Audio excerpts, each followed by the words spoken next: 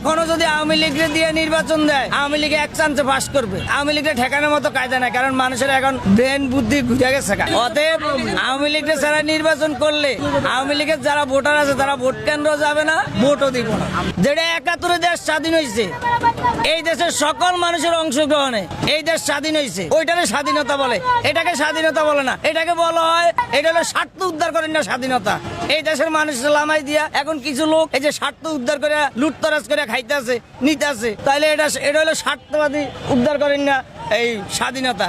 এটা মানুষের স্বাধীনতা না। জনগণের যদি স্বাধীনতা হইতো তাহলে জনগণের আজকে সব দিকে ভালো হইতো। জনগণের কোনো ভালো নাই, জনগণ মোটেও ভালো না। আপনি প্রত্যেকটা মানুষের জিজ্ঞেস করেন, জনগণ ভালো নাই। এই যে বিএনপি কয় সংস্কার, জামাতে কয় সংস্কার, আরে কি সংস্কারটা করছো?